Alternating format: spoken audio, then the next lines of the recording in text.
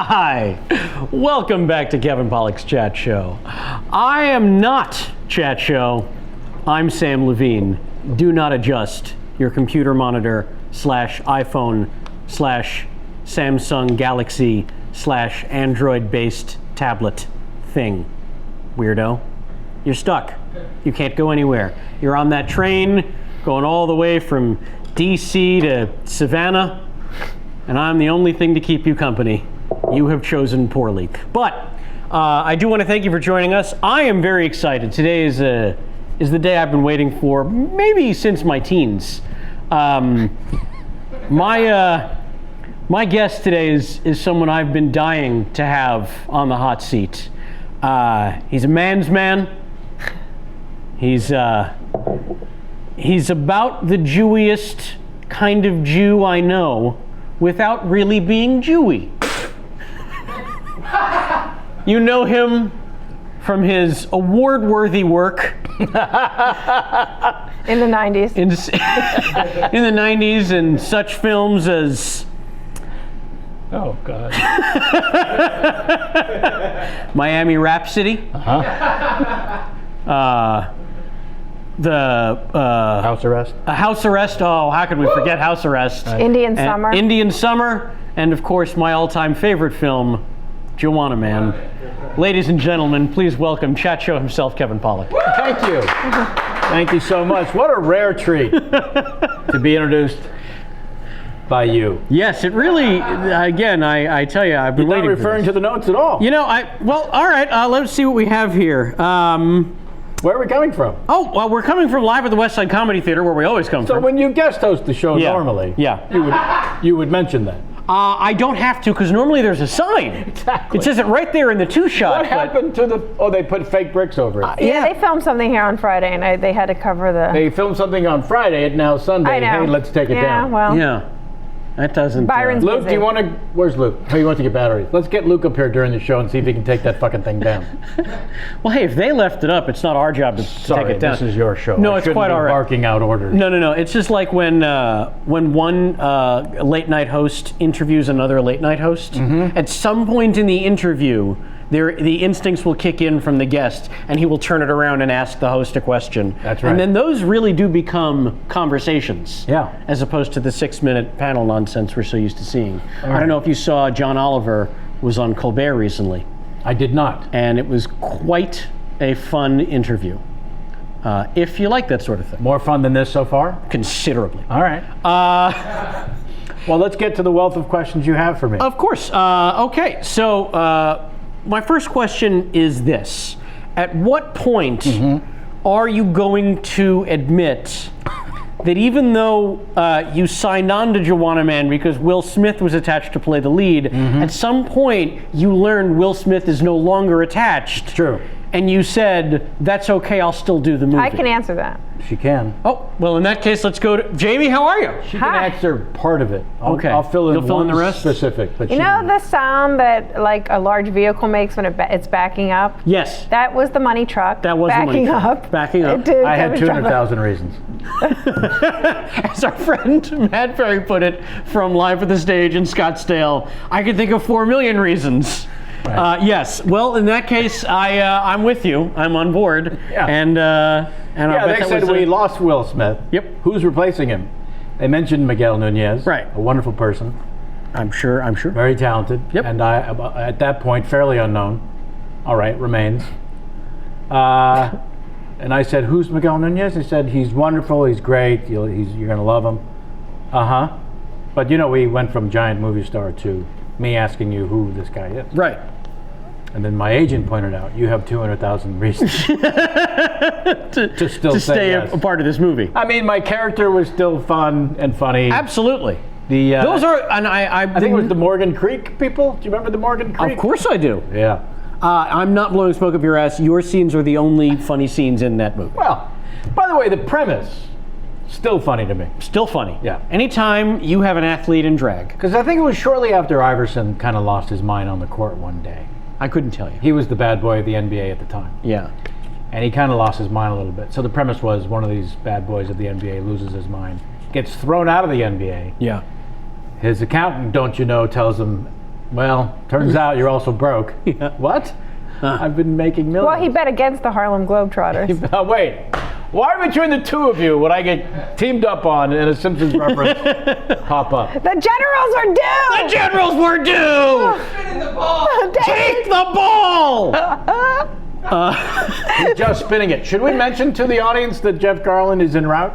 Oh, I thought it was in the bathroom. Well, that's what I mean. Yeah. Yeah. Yeah. His colon is helping the routing. That's right. So I think you should tell our audience exactly why the second week in a row. I just wanted to throw that out there, and now we can continue talking. Very well. Well, here's a question. Yeah. The marvelous Mrs. Maisel. Yeah, I was just there. You were just there. I was on the set, seems like 36 hours ago in New York. I feel like we've covered this. They do have a release date on that, a streaming date, or don't? Well, I think I might have told you at Poker, but I don't know if I mentioned it on the program, that I've been asked to do international press, and by that I mean go to Europe. Oh, yes. Yeah. So the Netflix and the Amazon now does international press. I know that Right. because Mark Maron's in the last 6 weeks had every person involved in Glow on his show. Yeah. Which is a little overkill, although I'm still hanging in there. And they talked about going and doing international press in London and France. Yeah. Ours is going to London and Germany, where I've not been. You've never been to the Germany? No. Do you know where in Germany? I don't. It's got to be Berlin. Here's hoping. It's got to be Berlin. Well, there are other parts. Munich is lovely, I'm told. Frankfurter. I'm sure that's lovely. But if you go to Berlin, I will give you the names of all the underground sex dungeons that I know you will enjoy. Now, there's 3 words you want to hear together. Underground sex dungeon Berlin. Well, Those Germans, only to be outdone in the weird sexual proclivities department by the Japanese. By the way, if you wanted to rank it, from your work in Asia? from my work on the internet, the one thing I know is the only people who can outdo the Germans on weird sex stuff, the Japanese. Huh. Leave it. I mean, they have vending machines. I don't need to finish this. Yeah, it's been in the news. It's been in the press. Yeah. The Germans don't have vending machines. They keep it in the dungeons. Yeah.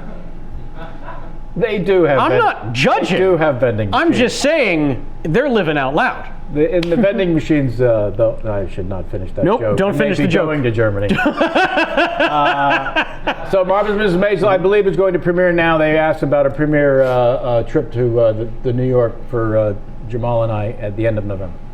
Okay, so approximately November 30th. November-ish is probably when it will be. Allegedly dropping on the Amazon Prime. Sure. All right. Well, that's very exciting. There's another Amazon Prime show that I know you've been a fan of that I don't think has ever come up on this show, because why would we talk about it? But Patriot. So maybe you'll get to hang out with the Patriot gang at the network upfronts for Amazon. Well, it's a premiere. It's not enough. You don't think they have that? But if there were such a thing, you could hang out. Yes. With Yeah. This is all on your all on the card that was definitely prepared by me. Yeah. Yeah, no, the Marvelous Mrs. Maisel is going great, and the Amy Sherman Palladino and the Dan Palladino are the writers and directors, and they're just exceptionally talented people. And as you well know, given your birth, if not width, of experience. Please. And by birth, I meant where you park a yacht. Precisely. We use birth with. A nautical birth. Right, a nautical birth, if you will. Not to be confused with having a baby in a bathtub. Right, well, that's the only way to have a baby. If you do it otherwise, you're just a sinner. Go on.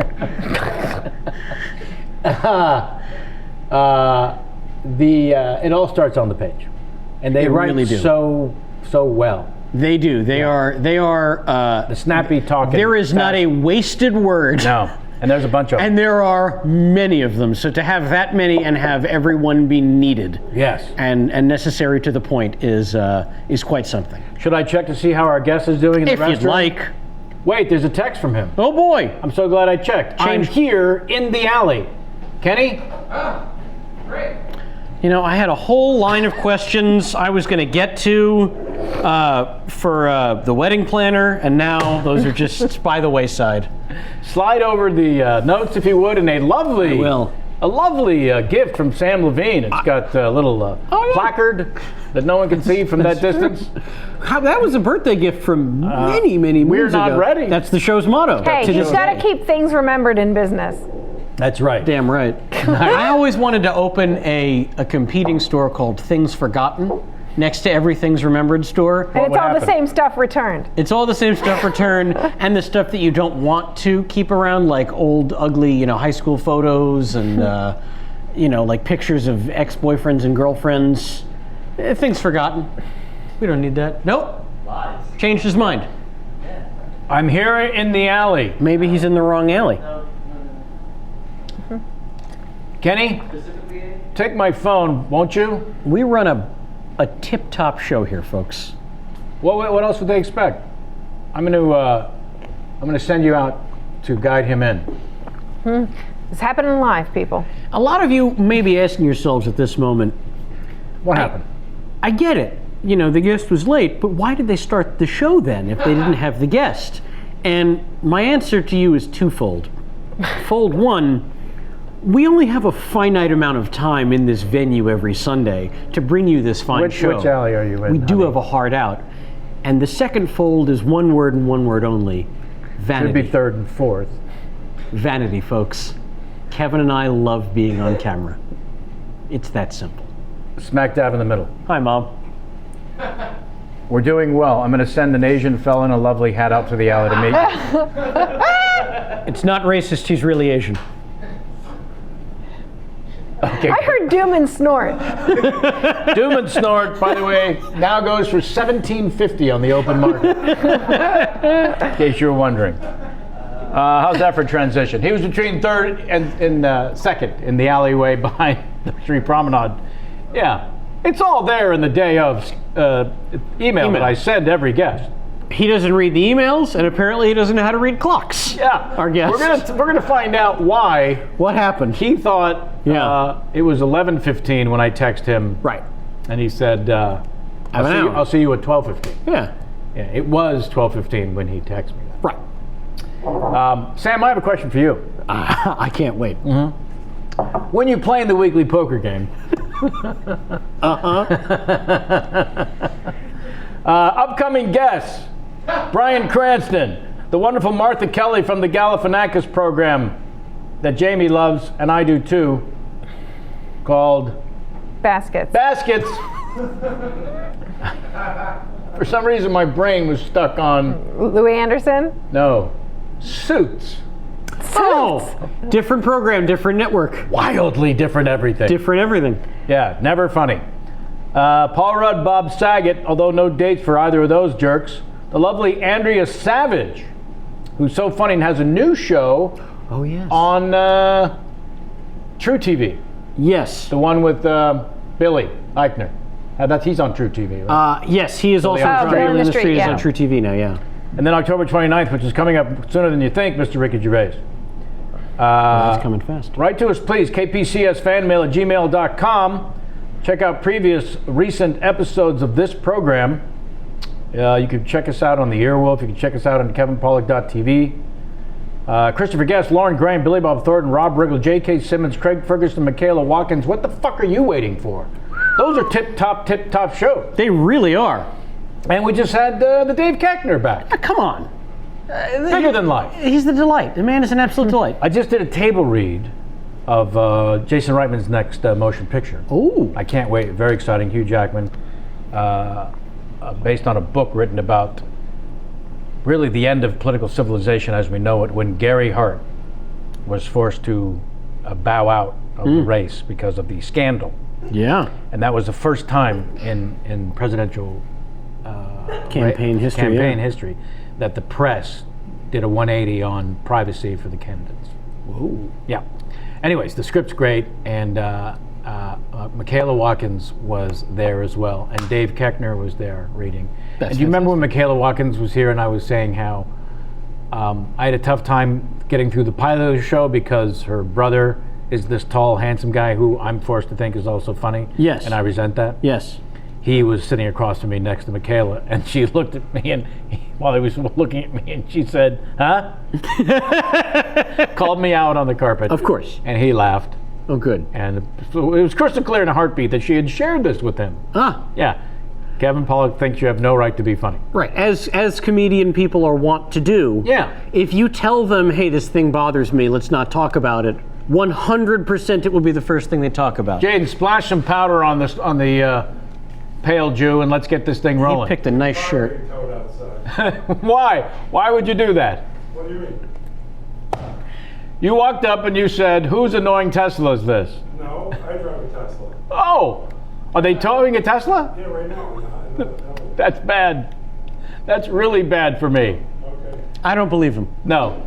He's very We would dry. hear it. He's We very would dry hear it. and or droll. He's very dry. Put a little something on that And pasty droll. face while we put Sammy in the hot seat. I want you to and then know not so hot seat. this has been a real treat for me. It has been a treat. And we should do it more often. Okay. Okay, great. I'll see you in a couple of Sundays. That sounds great. All right. Sam Levine, everybody, bring those paws together. Proving Oh, once thank again, you. Jews can age without anyone knowing. Sam Levine. Oh. That should be the name of your third book. Jews can age without anyone Without knowing. anyone knowing. You know what? Yeah. I think What you're would be the Jewish version of Black Don't Crack? Oh. Work on that? Because it's the opposite. Because I feel like you guys, well, you age. Wow. So you're saying things about me, it seems like. No, that's not true. You don't look your age at all. People find it But hard then to again, believe. you two are petite. So you, Tiny Jews, come right in. Sit right down, baby, let it all hang out. Meanwhile, Kenny's out looking for Jeff, I think. oh, I'll text him. Yeah, text Kenny. Have a seat. I'll help you get mic'd up. Yeah, help the young man get mic'd up. Are we on the air? I am. You're going to be as soon as you're ready. But we don't mind any of this. Sam and I did a little conversation. We did a snake little that warm up, up. or- We can do it on the outside. You're fooling. Here, enjoy this one. Oh. Okay. Yeah.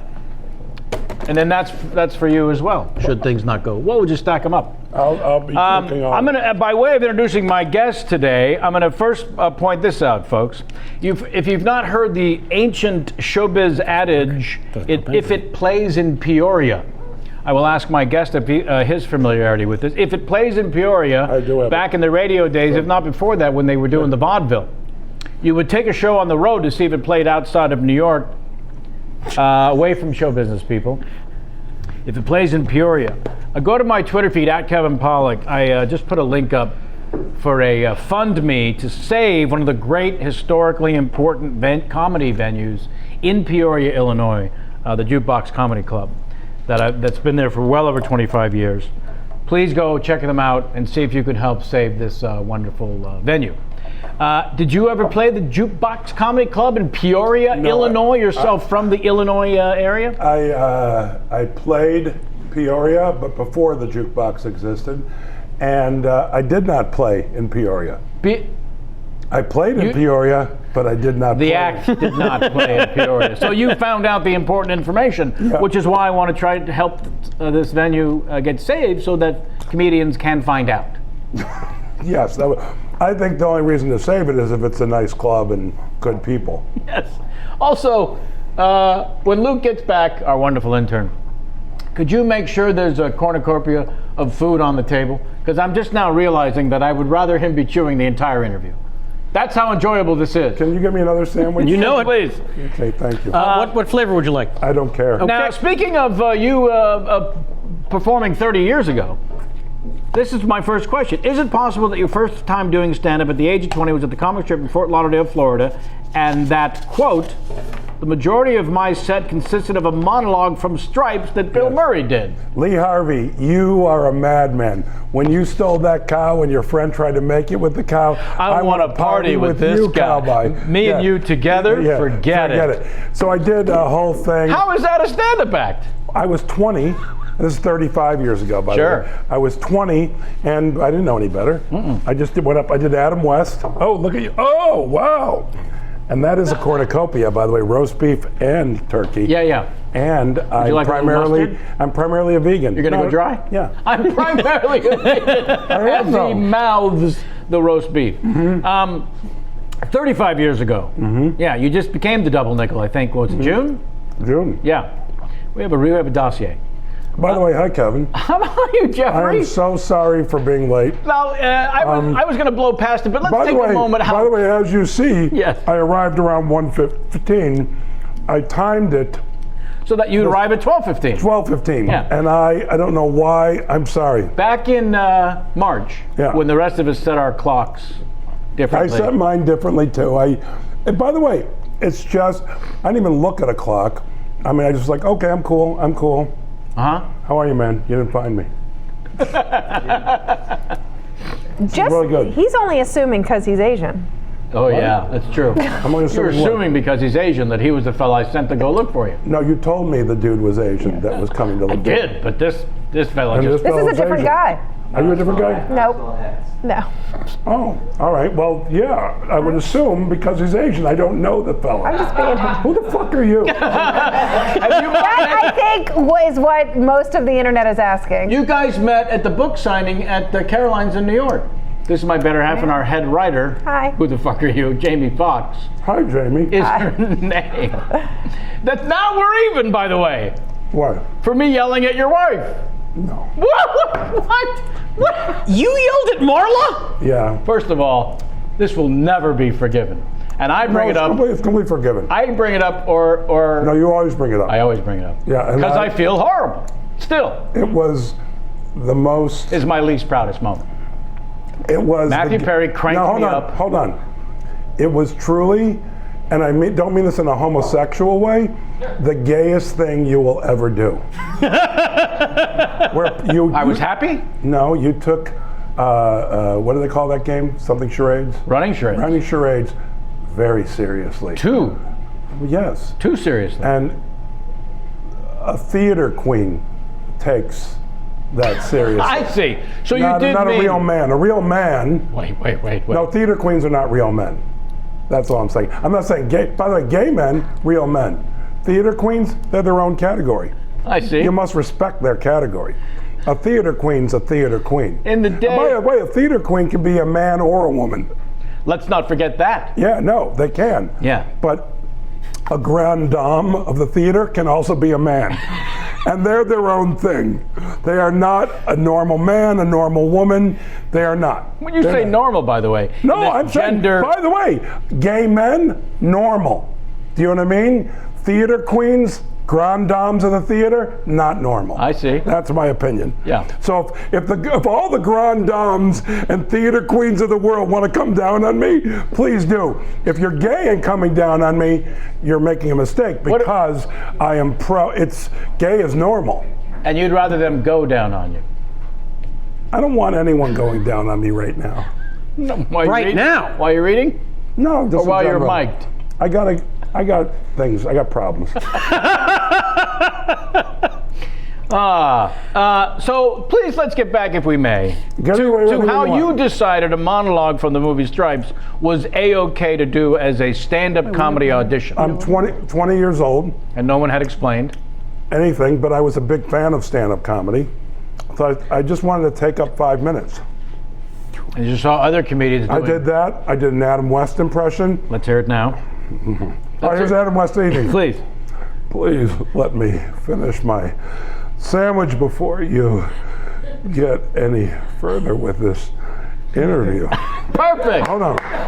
Want to do more? He wants to do, wait, one more. So help me, if you've harmed Aunt Harriet, I will destroy you. It's flawless. And I use the word sincerely. By the way, Yeah. I'm doing the only impression I do In front of- a great impressionist Well. who can do it fucking anybody, and I'm doing it in front of you, and that's my only impression. One. By the way, one that I do not do. Oh, there you go. Yeah. Well, that's cool. It's a perfect world. Yeah. I find the decision-making process odd only in that you claim to have been a stand-up comedy fan at the time. Huge. Had never huge now. Yeah, now yeah, huge. huge. And you'd never seen a comedian do a monologue from a film. No, I'm all with you. Point being is, I didn't. You didn't have anything. Yeah, and I had Adam West impression, I had the monologue from Stripes, and I did one bit that I wrote, which was terrible. When you would ask the teacher, can I go to the bathroom? And she'd say, ah, that was beautiful. And you know your timing was perfect on that. You were very efficient. No, we get rid of these off the desk. And all right. So Point being is, when you're a kid, you say, "Can I go to the bathroom?" And the teacher goes, "I don't know. Can you?" Right. It's a may I. And I wanted to go on her desk. I don't remember how I phrased the joke, but that was the thing I talked about. But here's the thing. Sure. If I may. It's never been important what I say in my whole career. Right now, I've gone on I'd say a 5 to 7 year tangent of not have any material. I just go up and I start talking. Right. So, doesn't matter. But that being said, I'm now prepping to do an off-Broadway show, so I'm writing material. And I'm doing it on stage and trying to, but I still, so the other night I'm on at Largo, and my preparation was, I'm gonna do 15 minutes of all this material I have prepared. And I did 15 minutes of improvising before I got to the material. So I think that, I know that that's my style. So it'll be a combination. Yeah. You know, so. The style throughout the trajectory of your career is, you're like the poster boy for be you, you're original, you're unique. Don't worry about what anyone else is doing. You just go out there and do what you do, and you will succeed. Be true to yourself. And there's been so many different versions of this, from John Wayne to Bill Murray, right, and others, who forget everything else. What there is to study, learn, whatever, it doesn't matter.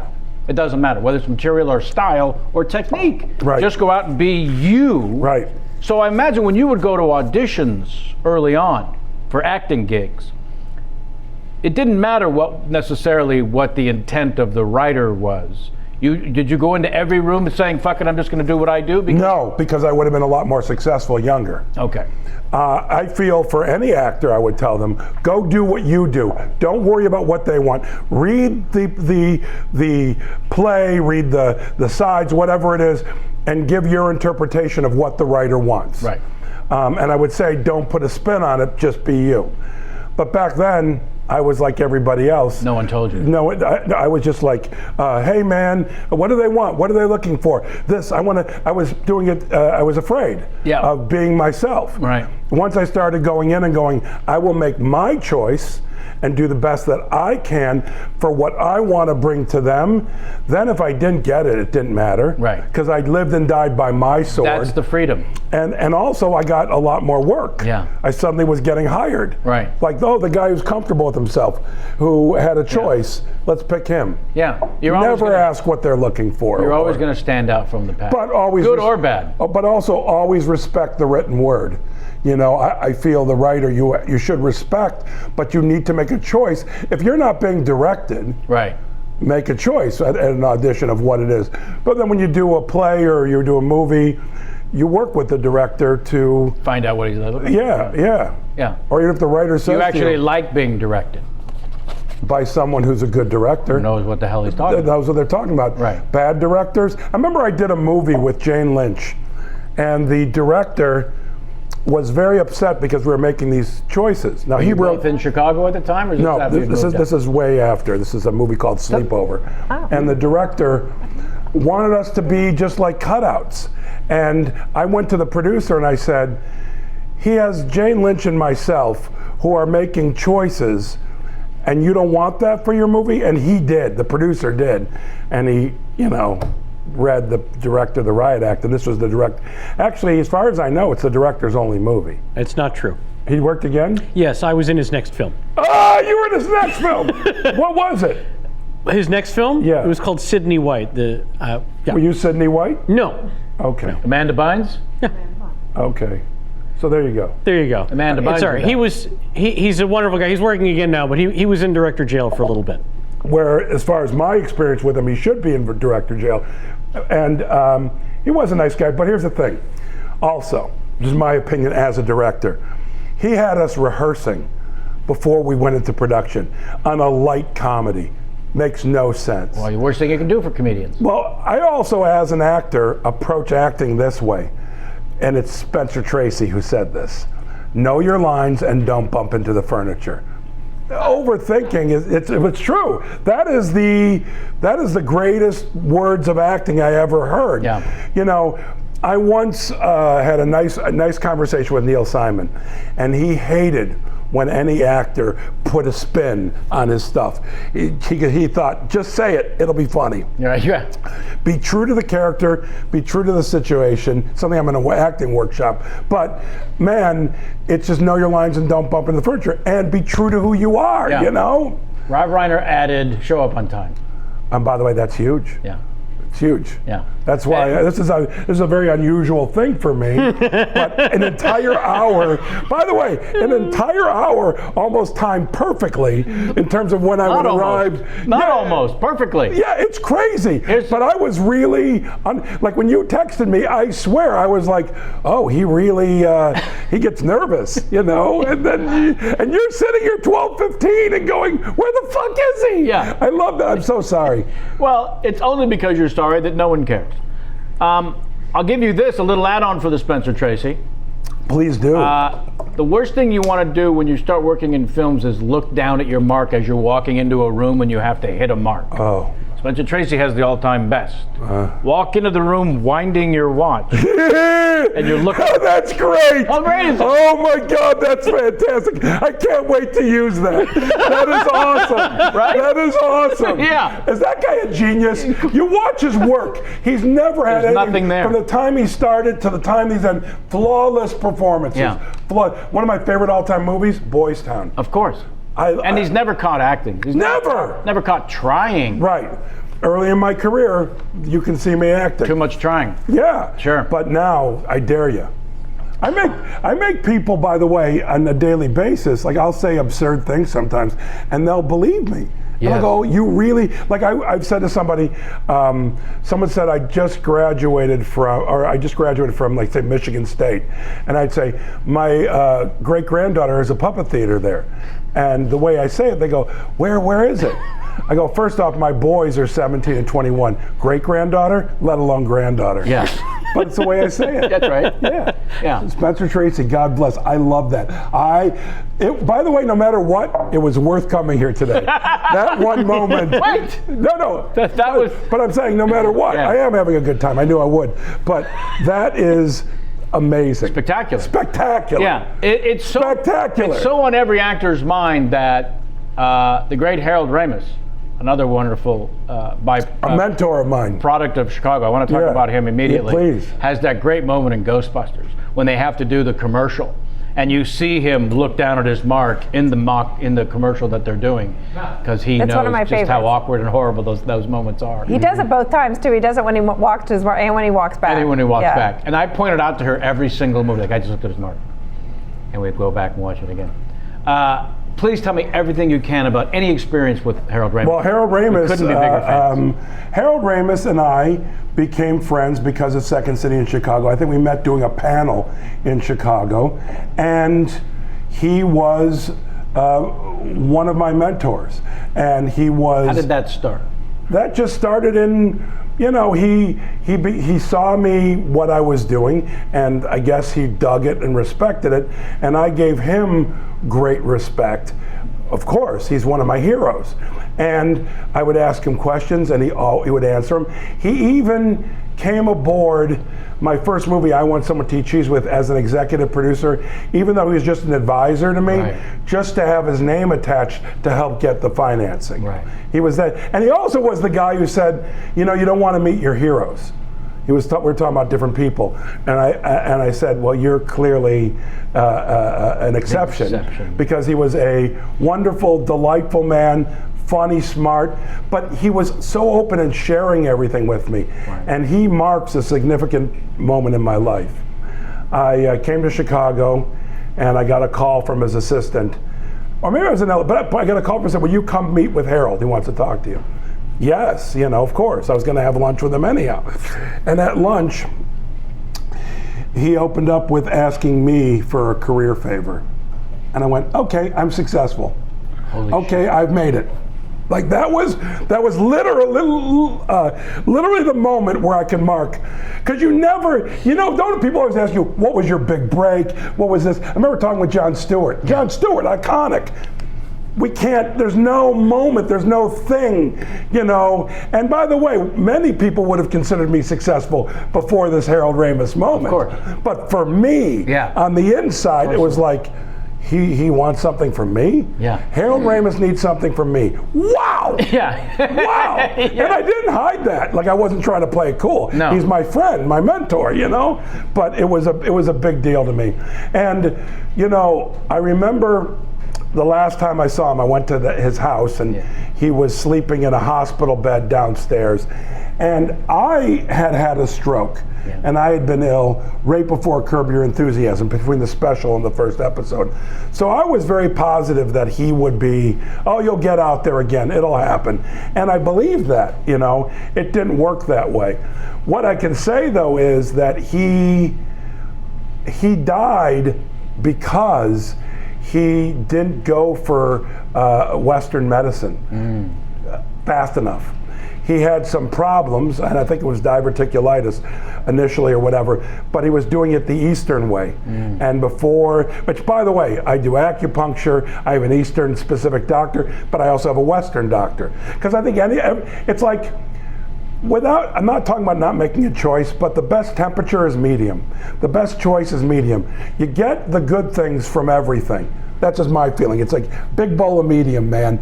You don't have to go high and you don't have to go low. I mean, you can go a little bit, but medium, man. Yeah. And he said to me, boy, if I had just done Western medicine earlier, he goes, I wouldn't be in this situation. Right. And I remember, I just was heartbroken. Of course. But also heartbroken because, look, when it comes down to it, and I'm not big on outing people with this, very few assholes in our business. And I think equally there's very few enlightened, amazing gentlemen. Like, who's one for me is Ted Danson. Sure. Is the best fucking guy. Sure. But Harold was that too. Yeah. Harold was an enlightened dude. Let's go back to there are very few assholes in our business. Yeah, right. There are. You feel that way? I feel no, I feel that. By the way, there's some people you go, oh, he's a good guy. Not a great guy, good guy. I think there's an abundance of those. Let's start the list. Let's start but I think Pauly Shore at the top of the list. Okay, don't do that now. Why? Don't. Okay. Because I don't want to say names, but it's ironic you mentioned that one. But nonetheless, the point I'm making is, yes, there was something in the research actually where have you been on stage at the Comedy Store since you walked off stage because there was That was the Laugh Factory. The Laugh Factory where the young guy came out and took the photograph of his friends? And I've been on stage only a couple times since then. And I can talk about the clubs now. Sure. Very easy. The Comedy Store. I love the original room, which people consider the hardest room to work. To me, for what I do in my style, that is gold, and I love it. The main room, I think attracts dumb people, and there's a grandness to it that is like a tourist trap. It's just crappy. Yeah. Okay, the Laugh Factory. Now, Comedy Store, you got to be 21. The Improv, you got to be 21. You can be 18 and get in the Laugh Factory, and those 3 years are huge. Yeah, you learn subtlety and sarcasm, and all sorts of things, satire. And they keep the light on. And the room is bright. Yeah. That's not you. If you want to know what it's like as a comedian to do comedy in 1984, okay, go on stage in the original room at the Comedy Store. It's exactly the same, and I find that room can be joyful. The Improv sometimes can be joyful. I never find joy at the Laugh Factory. At the Laugh Factory, ever. I never find joy there. There's a club called Flappers that I do a show. Sure. Joy. To me, it's about joy. Yeah. Because I get my work done, whatever it is. Largo. Yeah. Well, Largo is beyond joy for me. That's it at its highest form.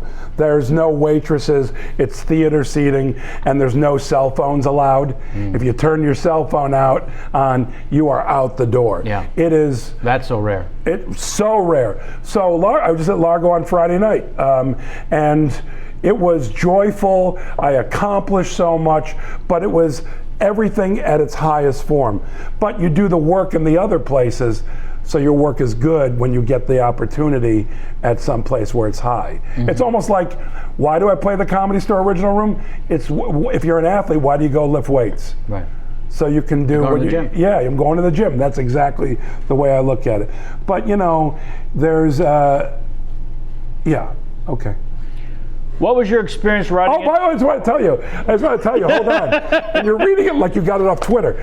But research. Okay, but I want to tell you about what happened the time at the Laugh Factory. Okay, yes. So I go up at the Laugh Factory, and nothing can surprise you, you think, at the Laugh Factory, which, of course, the Michael Richards thing there. And by the way, I know a little tidbit about the Michael Richards.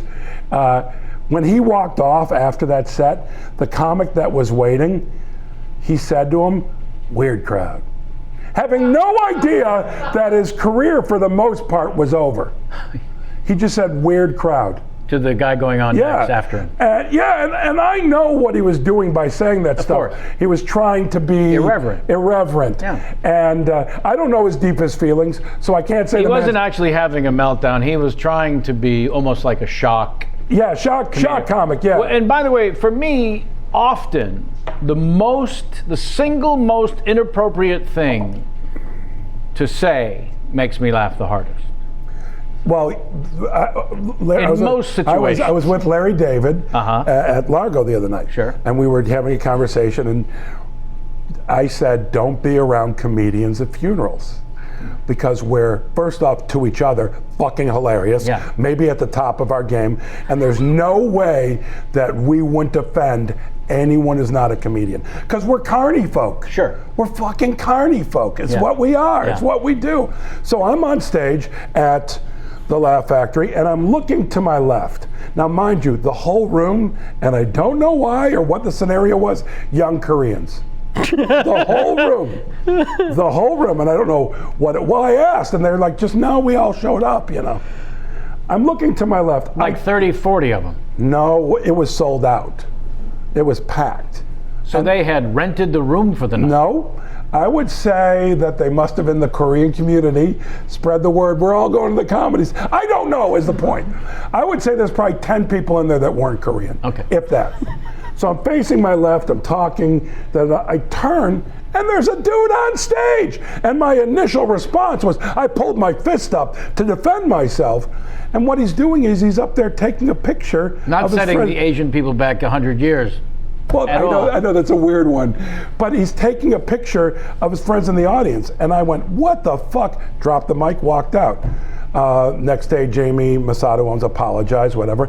And I've been back a couple times, but it's not joyful, so I don't do it. Right. By the way, Jamie's been a very nice and kind man. Always to me. a sweetheart. Yeah, so nothing against him, no. But it's not joyful. And I'm 55 years old. When you reach a certain point in your life, it wasn't just this year, you say, why am I doing this? 50.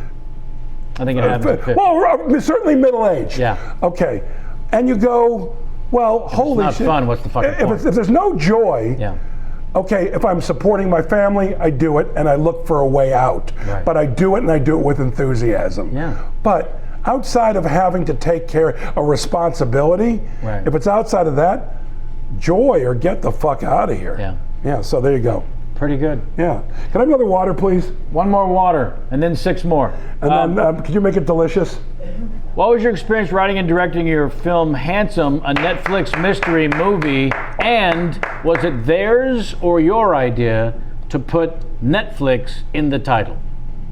It's called Handsome. No, it's just called Handsome. A Netflix mystery movie. No, it's called Handsome. Well, it's billed. I'm not kidding. No, it's billed as a Netflix mystery movie, but it's Handsome. If you read but that was my sheet. idea. No, that's my idea. Yeah. I wanted to say, because to me, that's seal of approval. Handsome, written and directed and starring Jeff Garlin, a lot of people aren't going to give a crap. Handsome, a Netflix mystery movie. Oh, what's this?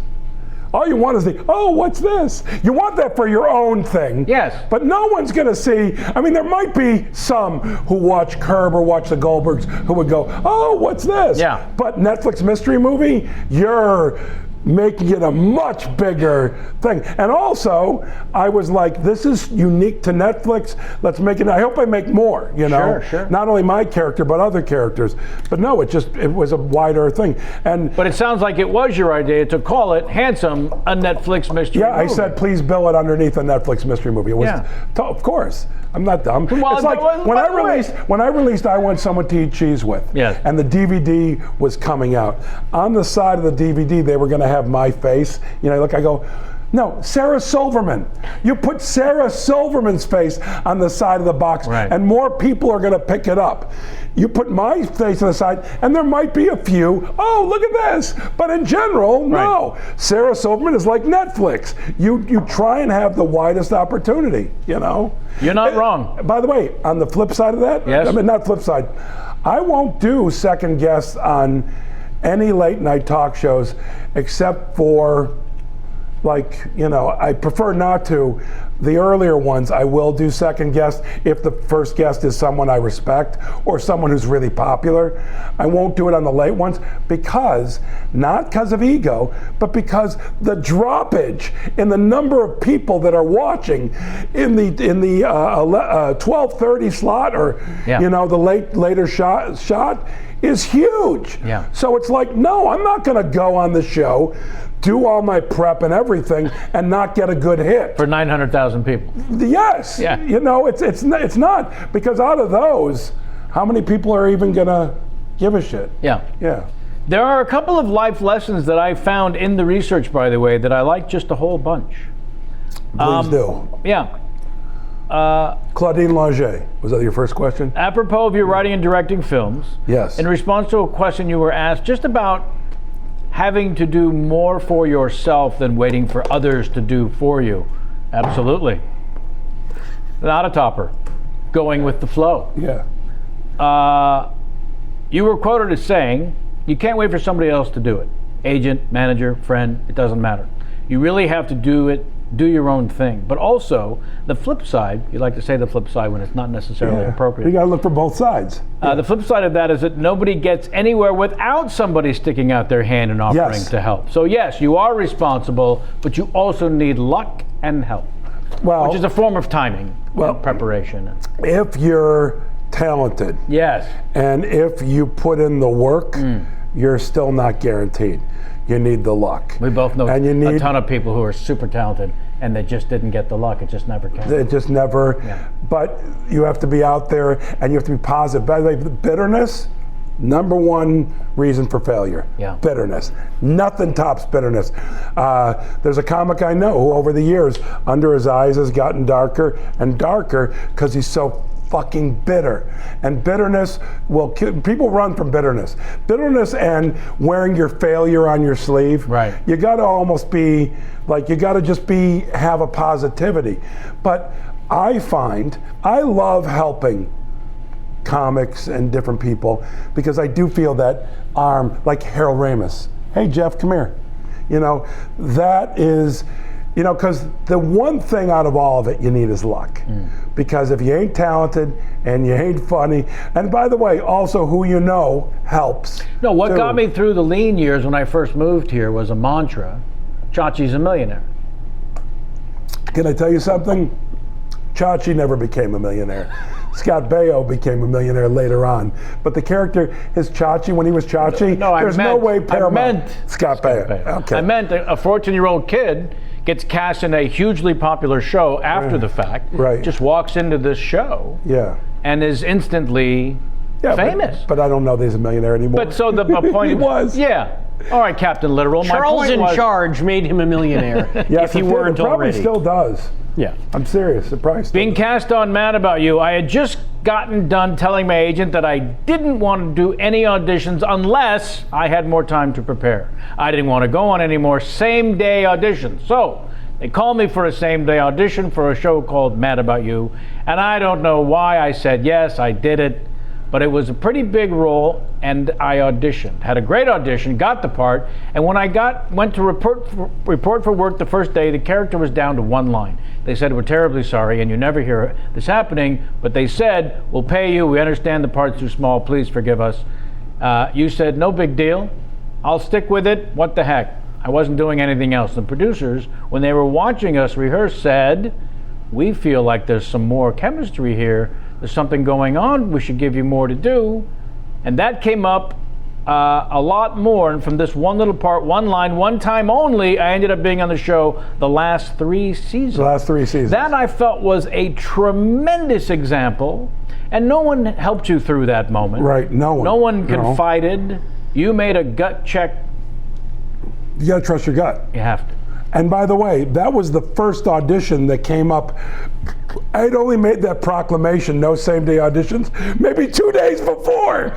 So it's not even like I had said no to it. It's like, I'm like, and I didn't even have the attitude like, this is going to be the last. You know, sometimes people do that. Sure. And I was like, you know what? Fuck it, I got nothing doing today. I was already preparing. I mean, what am I going to do? I'll go. Yeah. And then for them to say to me, we'll still pay you. You don't have to do this. It's one line. I'm like, I'm not doing anything, you know? I had done... Work begets work is also at the center. Yeah, well, but also Paul Reiser, who I respected, and it was a very popular show that I had respect for. It was a high quality show. And then one thing led to another, and then I'm on the last 3 seasons. And I said to Paul, I go, you know, my character, I was just an employee in the sporting goods store, but suddenly you find me in their apartment at different functions or important things. I said, why am I wasn't worried about, I was having a good time when I was secure enough to go, why do you have me here? Why do Paul would go, because you're funny. That's all. That was all his concern. In a nutshell. Yeah. You know. We have a fairly new segment on the show, I can't say it's brand new anymore, called Famous Questions. Yes. Whereby I reached out to famous friends or former co-workers of yours to write a question to you. Oh, dear God, this will be fun. We're going to go down a few now. Oh, let's do it right now. I'm wondering if I should ask the question and then you guess. Well, this first one, I think you can guess who it's from. Over the years, who would you say does the best puppet dance? See, I have no idea who. That's fine. Because, and that's a non sequitur question. Yeah. Because there is no puppet dance. I would say if I was guessing, I would say it's somebody from my Second City days. Okay. You're right about that. Yeah, because I used to tell. Is there an answer to the question? Who does the best puppet dance? No, that's a non sequitur. I go, do a puppet dance. What is your favorite? I hate puppet shows and such. And anything with puppet I've always found is a funny word. Yes, it is. Yeah, it's a very funny word. When it has everything to do with actual puppets. When someone's your puppet, that's not what I'm talking about. But puppets and puppets. Yeah. I just hate puppet shows, puppet theaters. And when you have children, no one tells you the sheer amount of puppet shows you go to. Going back to the top of me losing my mind, insisting that Matthew Perry cranked me up during the running charades. By the way, he did. He did, of course. By the way, he was at another level. Yes. You were junior version of that. Yeah. No, he was beyond an idiot, and I learned all I needed to know about him. You guys never finished that story, and I'm sitting here dying to know the rest of it. We did. How does it end with you yelling at Marla? Running charades. Matthew and I, and maybe Robin Roseanne, she might have been on a different team. We're on the same team. Running charades. And my wife she was doing her best to give clues. Mm-hmm. And she's not good. And she was... Not good. As he says, not great. Okay. Not great is how I'll say it. No, she got the truth is she got nervous. She would get nervous. She got nervous. Very And Jamie, quickly. you can relate to this. This happened to me when we forced Jamie to play. Same thing happens. Like, I hate this. I was getting yelled at so much that I forgot the theme to the Brady Bunch. Like, how could I do? Like, but when someone's well, that's what was happening to her. That was the exact thing that it was happening to her. I could not think of the theme to the Brady Bunch because I had Audrey screaming in my face. He laid into her, but not badly, and he was putting pressure on her. I'm very disappointed. But Matthew Perry, I'm not lying. I almost became physical with. I was tempted to throw him up against the wall and go, I am going to destroy you now. Please buckle yourself up. Because it was, I was disappointed in because you're a comedian. Right. Matthew Perry is not one of us. Matthew Perry is not one of us. Well, I'm going to come to his defense in saying he's one of the fun. And he's very funny. There's a moment in here that surprised me as to what you saying was one of the funniest people you've ever worked with. It's not surprising that Eddie Murphy is funny, but you literally said in an interview, I think he's the funniest person I've ever worked with, because there was a moment that came up where I thought of something funny to say, and he spoke right in that moment before me, and every time he did, it was funnier than me. At least 100 times. 100 out of 100 times. And by the way, it's probably 100 times. I'm making Daddy Daycare. I think I'm funny. I think I'm quick. I know I am. Yeah. Every single time I had like, he'd already said his, and it was better than mine. 100 out of 100. 100 out of 100. Yeah. Not even one. That's astonishing. Well, and so I was like, okay, there are Babe Ruth type people. Yeah. There are people that are just so much better than the really good people that I'm like, fuck. Yes. Yes, Yeah. and so that was And it. also just pulling off the leather outfit. By the way, Raw special. if that was in our past, we'd be destroyed right now. Of course. Every day of our life. Not him. Yeah, no. Not him. So I will say this about Matthew Perry. The same thing was my experience. Every line that's quoted to me by fans of the movie The Whole Nine Yards, almost every line that I said in the movie that someone remembers and quotes to me was something he threw at me on take 3. Try this. He has a remarkable ability. And that comes from, I think... Hold on a second here. I think Matthew is very talented, and I've spent social time with him before that, and I think he's really funny and has funny ideas and flows and everything. But he's a grand dame of the theater. He's a very dear friend of mine. Enjoy. By the way, I get along with him too when I see him. Yeah. But let's go back and talk about Pauly Shore. See how comfortably. I see it, but he's not my best friend. No. This next question is going to help you. Who asked the last question? Yeah, this is going to help you. Okay. With his second of 3 questions. Oh, he asked What 3. is your favorite Sandy Duncan poem? Again, someone from... I'm getting Dan Castellaneta as my guess. Very close. Okay. He's the human Shrek. Mike Myers? If you had to think of a person who embodies Mike Haggerty?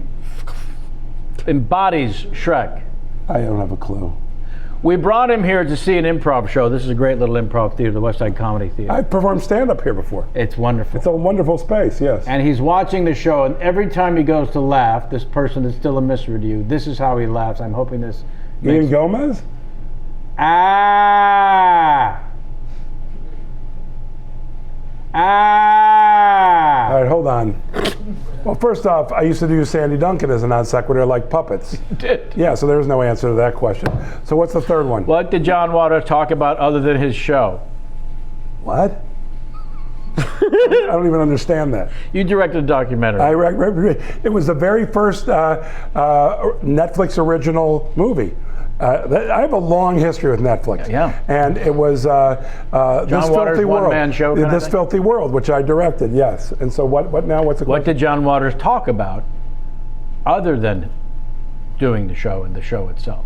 This person, by the way, convinced all 3 of these would A, make you laugh uncontrollably. Wrong. And that you would instantly know who it was. I don't. And that makes me so happy. Who is this person? That he was wrong. Oh, Richard! Can I be honest with you? Oh, human Jeffrey, Shrek. I Okay. don't believe this. Okay, I don't know about the third one. The third one makes no sense from him. Good. By the way, this is so disappointing for Richard because he could have given you 3 really good questions. What's he wasting his time? He made it about him. That surprises I don't you. like it. That No, surprises That you. does not surprise me. By the way, with Richard, to know him is to love him. Yes. Like Yes. I am madly in love with Yeah. that guy. But Us too. And by the way, there are people who will say something disparaging about him, and I will say, I understand that you feel that. I love him, but what you're saying makes total sense. Yeah. Getting back to Matthew Perry, that's exactly what I'm feeling while you're talking. By the way, who do you think introduced me to Matthew Perry? Richard Kind. Yes. And who do you think the show is over. And who do you think I had dinner with the first time with Matthew Perry? Richard Kind. Richard Kind at dinner. Richard Kind showed up for a meal?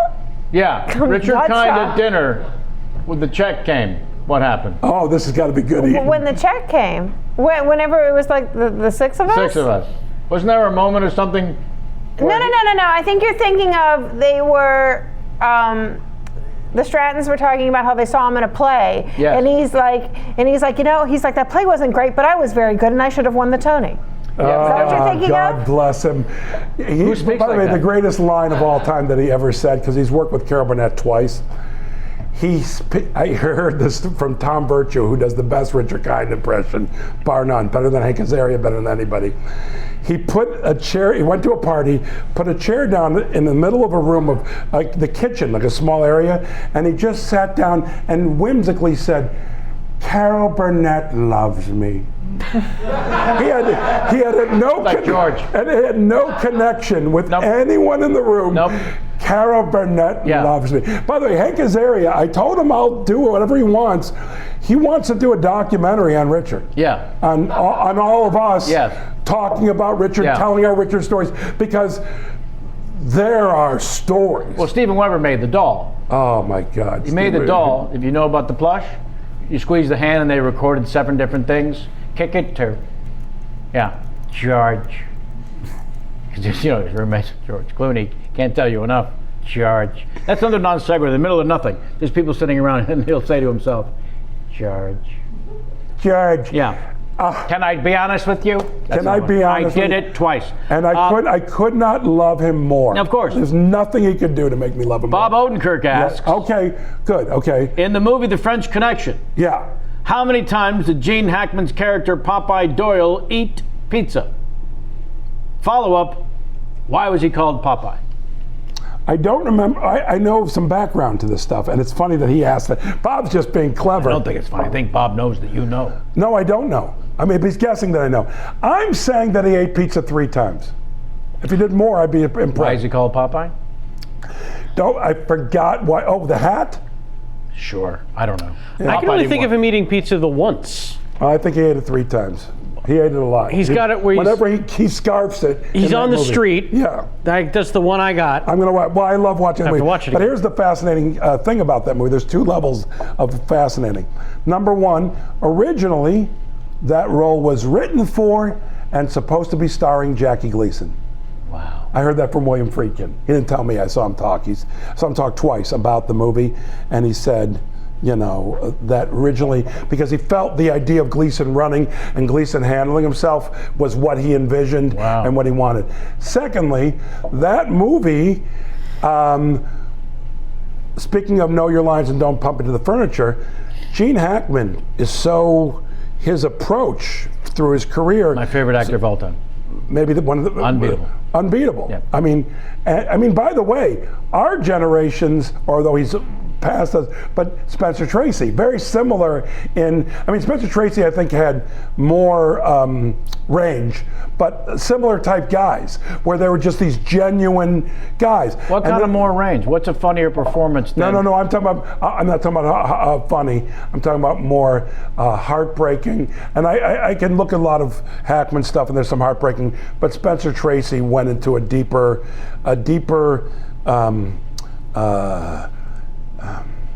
see the depth of drama for Hackman, and then go to, I say, one of the great film comedy acting clinics is Gene Hackman from the Royal Tenenbaums. By the way, It's unbelievable. I'm going to jump. Let me finish the thing, and then I'll get to the Royal Tenenbaums. Which, by the way, the only other actor in history I could see doing that Royal Tenenbaums role is Spencer Tracy. Wow. Yeah, I never put the 2 and 2 together. Spencer Tracy just did a lot of like Boys Town. Well, you know what? Fuck it. I see them both the same. Yeah. I have to say. I'm glad I changed you on Yeah, it. you did. I did the thing about it. But here's the thing about Hackman. They'd be on the set shooting. They started shooting the movie, and they would. He wasn't emoting enough. He wasn't being big enough. And he'd get notes, and he'd keep doing what he's doing. And they were like, this is going to suck. And the minute they watch dailies, they're like, oh, wow. Yeah. Wow. Because there's so much nuance. So much. In what he does. Riddle. He knows what the camera's saying. Now, speaking of Royal Tenenbaums, Please. I love that movie, but I think it's flawed. Sure. And the biggest flaw to me is what I think the movie, and I don't often do this with movies. By the way, Wes Anderson has 2 of my favorite moments in film are in his movies, and they're kind of similar. The one that is my favorite is in Rushmore, when Bill Murray shows up and they give the pin, and he realizes that his father's a barber, not a surgeon. And Bill Murray's on the verge of tears in that, like, because he's so moved. And like, oh, you kid. It is, the level of acting is so superb. Same thing for Tenenbaums. Ben Stiller did it. He says to his father after the fire, at the end when they're doing all the different story wrap-ups, it's Ben Stiller and Gene Hackman, and Ben Stiller says, Dad, he goes, how are you, son? Dad, I've had a tough year, which is an understatement, but the way he says it, on the verge of tears. And it was, I got goosebumps. It was so moving. But the thing about that, I felt, and I don't often like you see a movie, you go, if only they, or if only this, because I think that's not right. It is what it is. But Tenenbaums missed an opportunity, I think, because the movie should have really been about Ben Stiller and Gene Hackman's characters.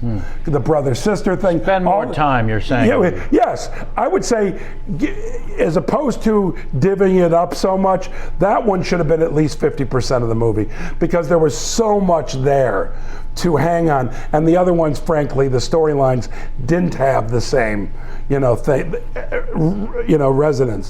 Oh, is that the right word? The resonance is when you're somewhere for a while. Anyhow, hi. Yeah.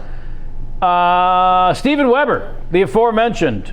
Who is great in the movie Handsome, as well as, for those of you who don't know, haven't seen yet, plays the murderer. You learned that in the opening scene. Thank you. You went the Columbo route. You gave the look. You went Lieutenant Columbo route. I did. Show you the murder in the beginning. It was like I kind of combined The Long Goodbye and Columbo. I see. And a little more comedy, but still, it's that kind of melancholy. And I was like, oh, he didn't see it when you made that face. Absolutely, I made the very first scene is Steven Weber getting out of the pool. As Steven Weber gets a towel, he says, thanks. Oh, I forgot the name. He made up a name. Puts a towel around and goes, hi, I'm Steven Weber. And I play the murderer in this handsome mystery movie. Enjoy this exciting multi-platform event. And then it goes to the credits. I didn't want to spend, like Columbo, the opening 15 minutes seeing the murder take place with the murderer. I wanted to get right to it. And so right away, he's the murderer. Yeah. It has no bearing on anything. By the way, that is the best sales pitch for the film I've heard yet. Oh, okay. Yeah. Good. Please watch it. Yeah. Yeah, I like people to watch it. Don't be a schmuck. Watch it. What scares you? This is Steven Weber. But if you've chosen to read a good book, that's a better choice. Also fine. No, but it's a better choice. Reading a good book, watching The French Connection, better choice. Like dealing with the classics before Handsome, Yeah. good choice. Also, if you at this point can't multitask, people. No, If you can't read a good book and watch. Hold on Jeff's a second movie here. at the same time. I want to talk about that for a second before we get to the next question. So aggravating. No, because now I used to be, all right, I'll be modest and say I could easily do 3 things at once when I was younger. I know more, but I'll say 3 things like what? folding towels, reading, and masturbating, talking on the phone, masturbating, watching a movie. But the point being is, I could do a ton at once. Now, folding towels. Do you know there's scientific proof? Yes, there's scientific proof of this, by the way, that to reach great joy in what you do, focus on one thing. Yes. That multitasking takes away joy. And also, I found it takes away the ability to do one thing well. That's exactly right. Yeah, thank you for articulating what would have taken me a good 10 minutes. And I'm not being sarcastic. Yeah, and so you gotta focus, man. And that's the problem with Netflix. The doorbell rings, this happens, that happens. It's like the thing in a movie theater, unless there's someone being an idiot, you're not going to be, what? What happened? I don't even know what happened. But unless there's someone being an idiot, you're in that moment and you're sharing the moment. Right. That's why I'll always love going to movies. But it's still the best experience. It's still the best experience, yes. Okay, go ahead. But I directed a little movie last year and Netflix bought it, and I will tell you that they put the whole project in profit just by doing that, and they're saving the independent film world. By the way, in a way that cannot be. Independent films, I'll say 98% of independent films now are on either iTunes, Video on demand. video on demand, or Netflix. And Netflix alone is doing so much for that. Yeah. Yeah. So. Stephen Weber asks, what scares you the most? And he mentions the recent, or not recent, but the pretty intense medical history that you alluded to. Right, yes. I had a stroke. So what scares you the most? I find that interesting given how deep I myself have become. What scares me the most? I don't want to say I don't have fears. Here's the truth. I'm scared of everything. Sure. I'm scared of this cup. I'm not making up as a joke. Another water, please. If there is another one. water, please. Yes, I'm scared of everything. But I have found through life the difference between successful people who accomplish things and people who don't make it in anything. Why'd you point Is it that out? Yeah, why'd you point No, it I pointed, by the way, if I may, I pointed on that angle. There was no at you. It was over there. Maybe even too close to the audience. It was right in between. Mm-hmm. It was towards that dressing room. No, but fear. Thank you, Kenny. Fear paralyzes people, and they don't. I Absolutely. work through fear. Yeah. I just move forward, even though I'm scared. So I am very fearful. So in terms of being scared, you know what? I don't. That part of my life. When I was younger, the fears were bigger, but. I'm good. Ghosts, the dark, I'm all good with all. I'm good. I am. I'm not fearful. Do you think you would have the wherewithal if, in fact, there were such a thing as a ghost and one came at you? I believe in ghosts. In the dark? And I've had encounters with ghosts. Keep talking. My most recent encounter, I was filming a movie. My most recent. You know what that suggests? Yeah. By the way, I've never. Talked about it? No, I've never had. You know what I don't believe in is Bigfoot. Like or the Loch Ness monster. What about because those we know. I mean, really, a lake. We don't have an equipment to find the Loch Ness monster, and then there's a forest, and there's one big guy who obviously has a long lifespan, and he's hanging out there. Don't believe in them. But I say God bless to the guys who sold that show. There's a TV show called Finding Bigfoot. Oh, of course. And my hat is off to them. My hat. Figuratively and literally. With you, man. Yeah. Look at them in the room. Yeah. However they pitch that. That'd be great. So guys, in the pitch, as the studio, you never actually find Bigfoot, right? Because we feel the show would end at that point. No, we don't find him. Okay, good. As long as you don't find him, everything's fine. And they leave going, they think Bigfoot's real. Which, by the way, I could see an executive. So give me the ghost. No, we need the ghost. The last ghost. Last I don't of want many. to tell all my, not many, but some. I'm in a hotel room in Seattle. Some is 3 or more. What's that? Some is 3 or more. Yes. You said some? Yeah, 3 or more. Okay. More, yeah, for sure. The last one. The last one You're in a was hotel room. I'm in bed, and Which hotel? Because some of us like. I forgot the name of it. It's an old hotel in Seattle. In Seattle. And in the city, people know there's It's a famous old hotel. It's a famous old hotel. Expensive. And I didn't pay. The movie paid. Is my point. Okay. So I'm laying in bed and just falling asleep. So it's dark. It's dark. I've turned the light off. You keep a little tiny light on anywhere? No. So there's no light? No light. I finished reading. I turned off the table lamp. Again, a shout out to reading. I love reading. Uh-huh. And blankets fly off my leg. How soon after you turning everything off does that happen? I was just settling in, like 3-4 minutes. And how sleepy were you when you decided I was normal sleeping. Actually, I have trouble sleeping, so it was rare that I was sleepy. It wasn't like you were doing this while reading. Right. That's my impression of Kenny, by the way, from 4 minutes ago. By the way, I love that. That is like my favorite thing you've ever done.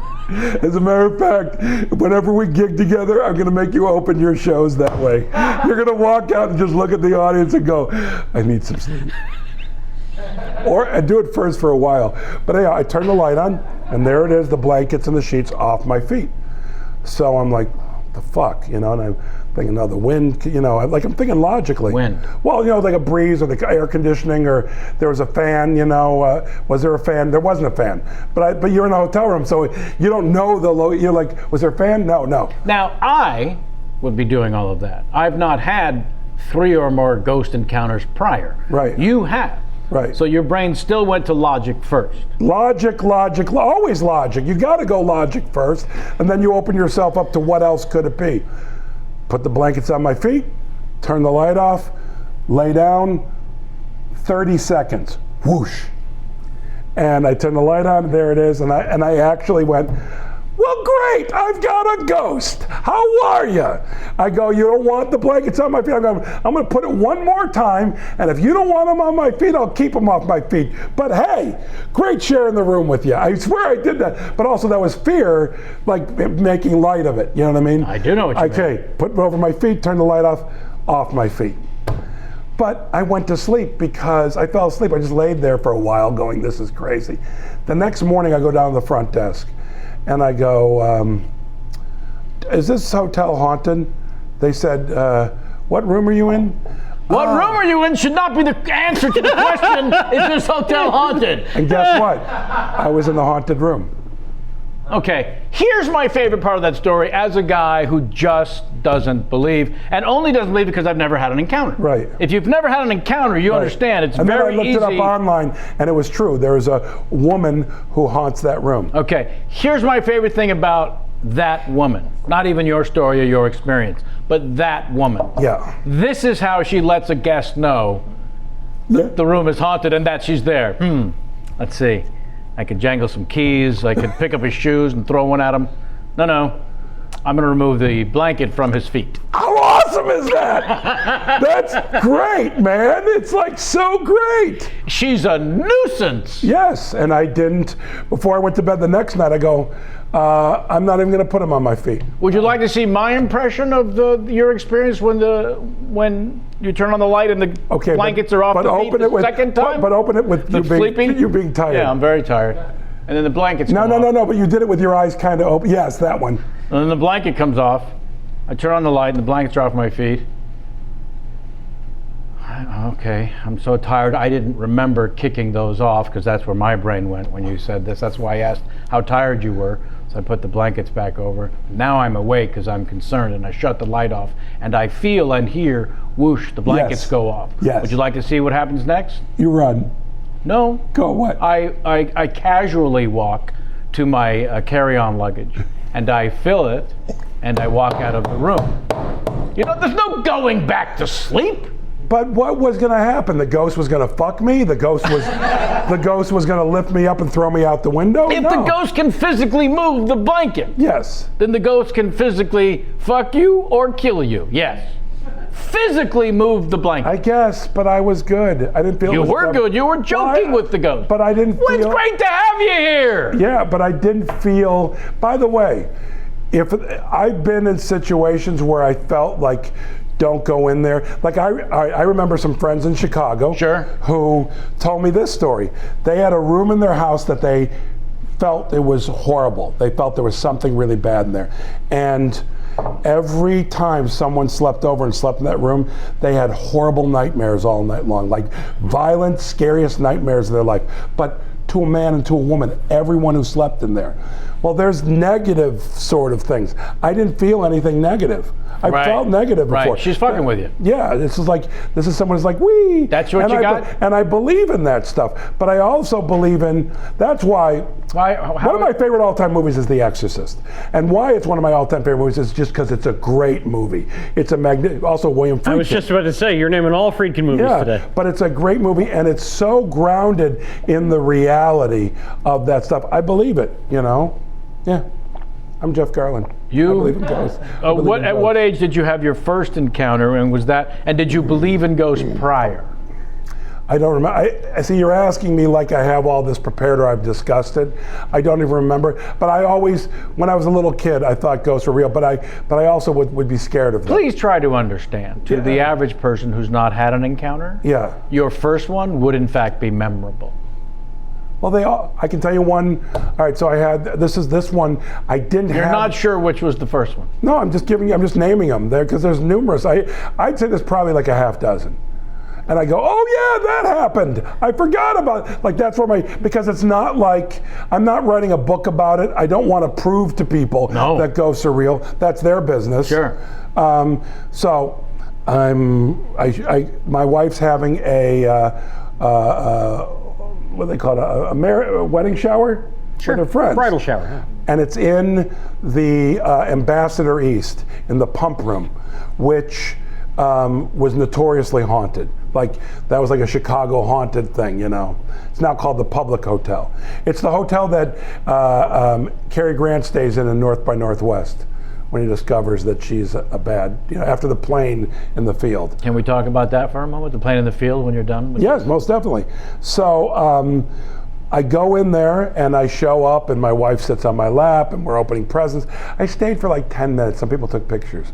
Well, we have a picture where in the picture you can clearly see a ghost. And I, now especially, I consider myself a photographer. I've been doing photography for 10 years. I take it very seriously. I do film, I do digital. I take it very seriously, okay? I saw that in the research. Yeah, and so I can tell you that all the things that people said, well, that's this, that's that. No, it's an apparition that you can see clearly in the picture with my wife and I, watching, like being part of it. You still have the photo? Yes. Can you send me a copy? No. No. No, because it's... Because you refuse? No. By the way, the answer is yes, ultimately. But my wife hasn't gone through her pictures because I told her I want to see it again. Okay. Yeah. As a filmmaker, first of all, I gave you the Winding the Watch. You said it was worth the whole trip. So fucking fantastic. By the way, this whole thing has been so enjoyable, and I'd be happy to come back anytime. Okay, good. Because No. we are out of time. Okay, but literally anytime.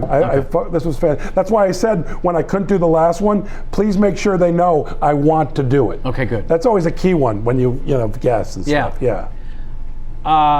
As a filmmaker, Yeah. you might benefit from this. Okay. So are you familiar with Hitchcock and what he would call refrigerator logic?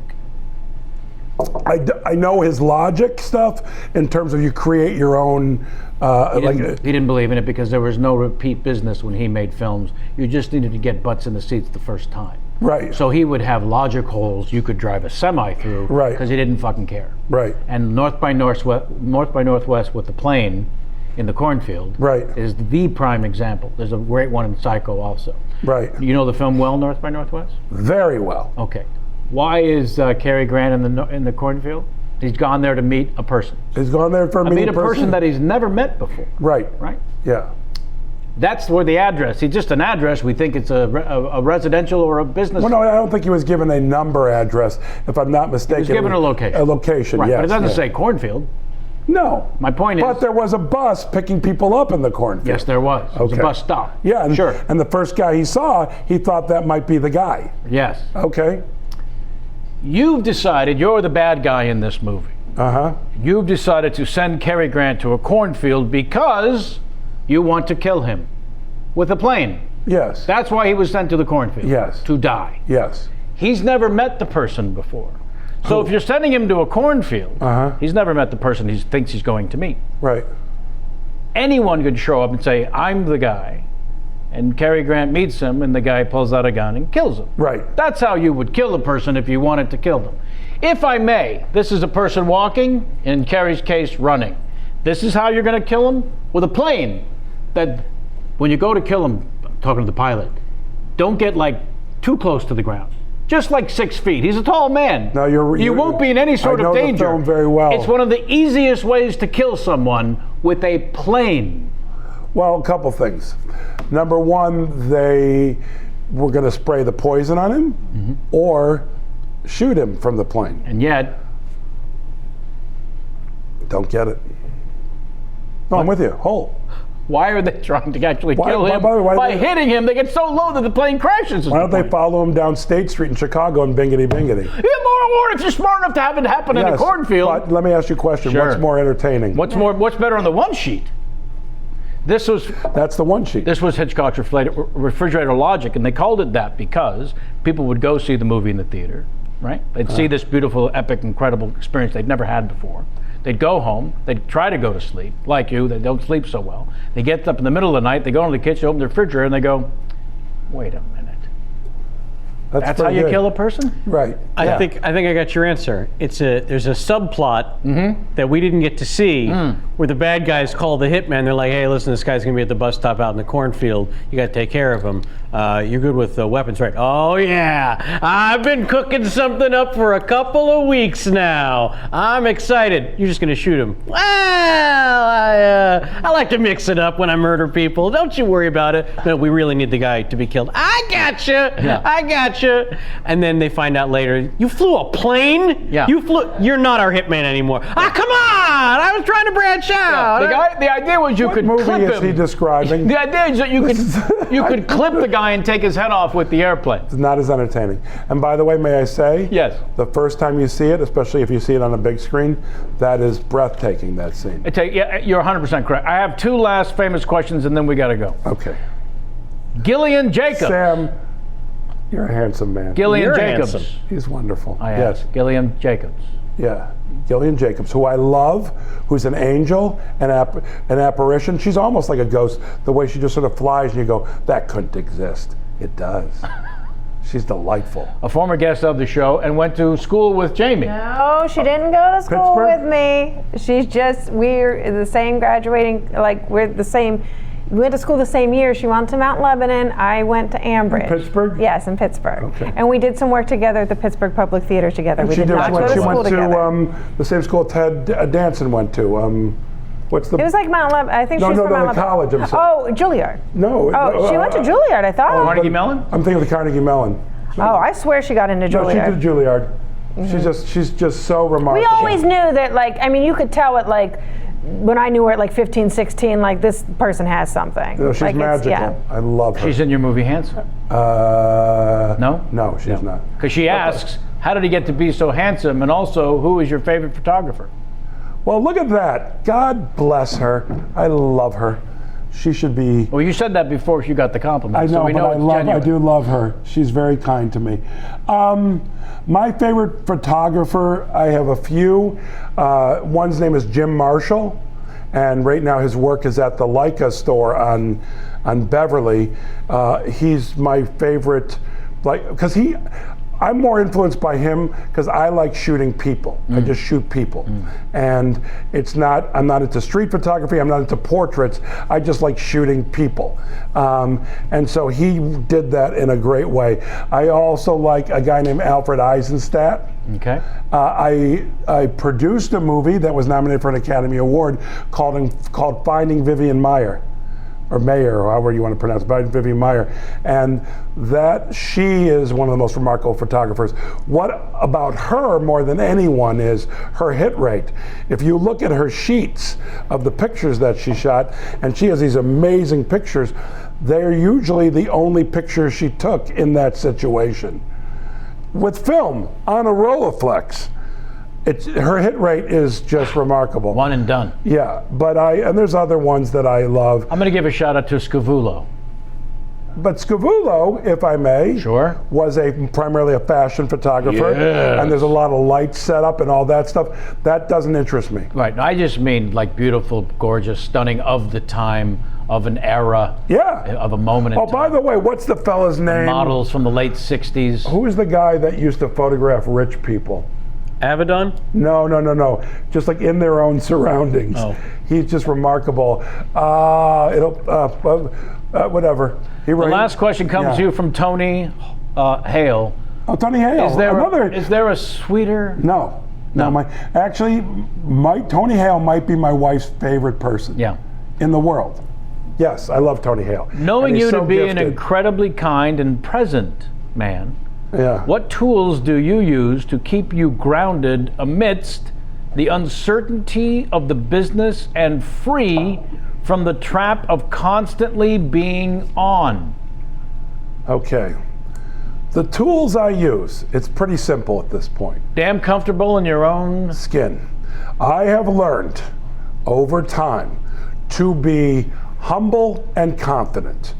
And when you're humble, which means you're thankful. I'm thankful for being here. It's not like, oh, I helped his show, which I hope I did. Of course. But I'm honored to be here and I'm humble. I'm confident that I was a good guest.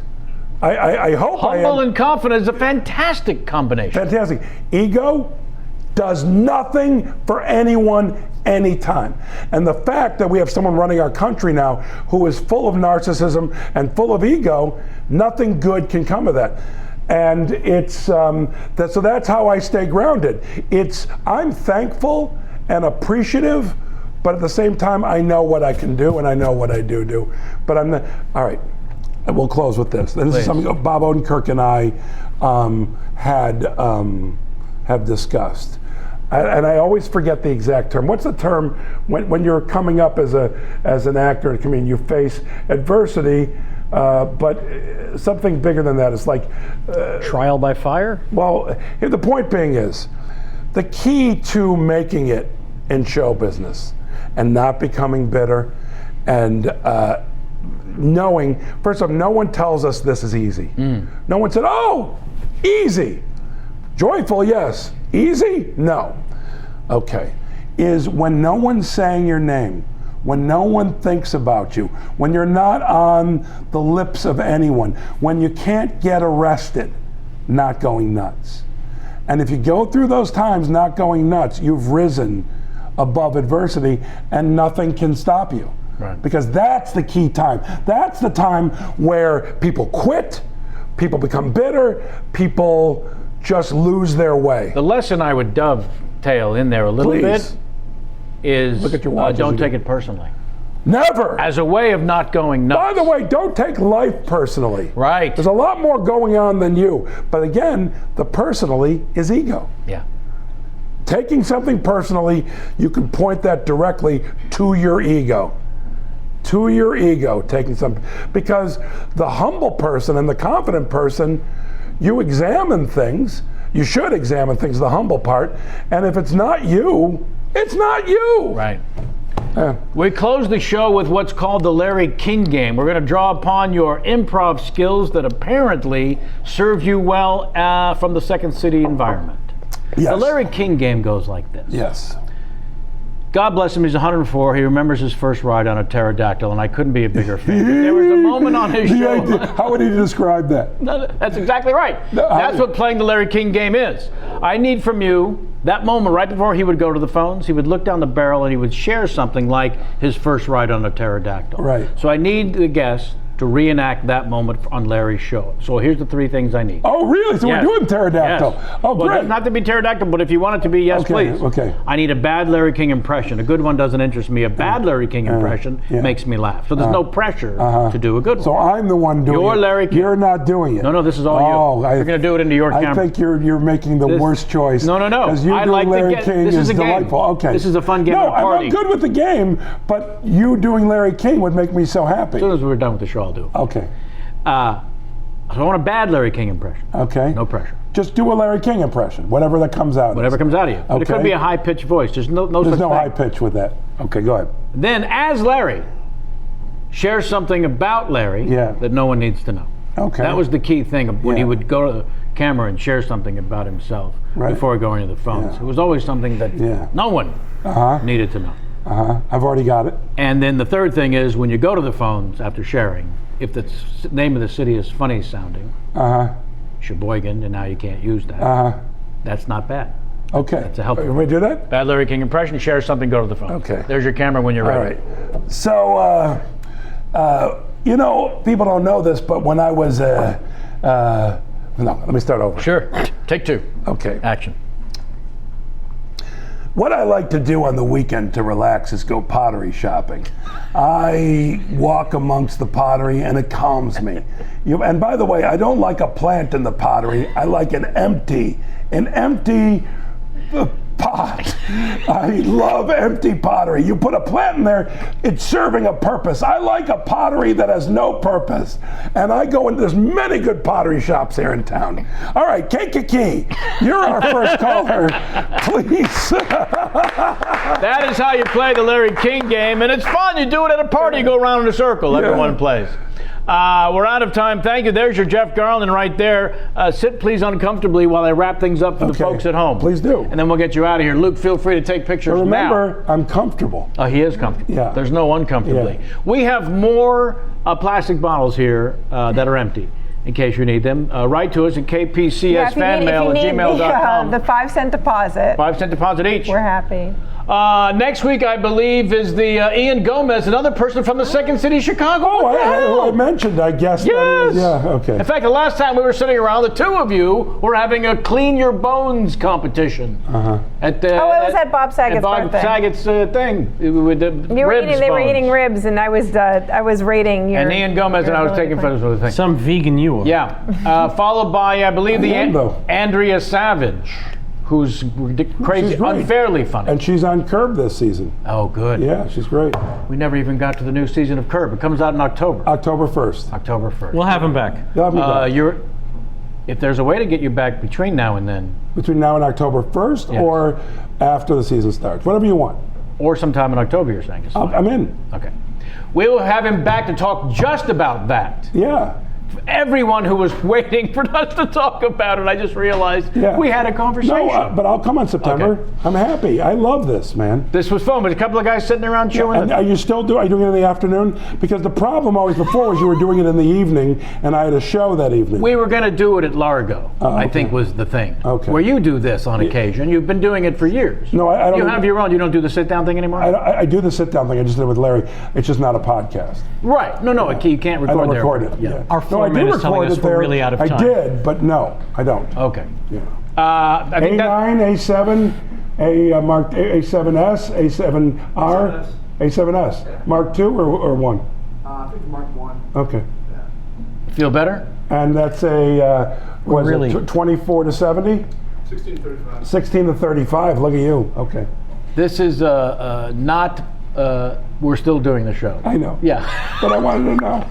Guys taking pictures. There's your Jeff Garlin, ladies and Jews. Come back and join us anytime. Write to us again, KPCS fanmail at gmail.com. Thanks to Sammy and Jamie as always. Kenny, for most of the day, was wide awake. J-Mac and marvelous Mike Duman. There's a new nickname for you. Jaden Fox on makeup. Corey Levin on post. Write to us. Let us know what you think. I'd love to read your mail next time. Until next time, and as always, get out of my face.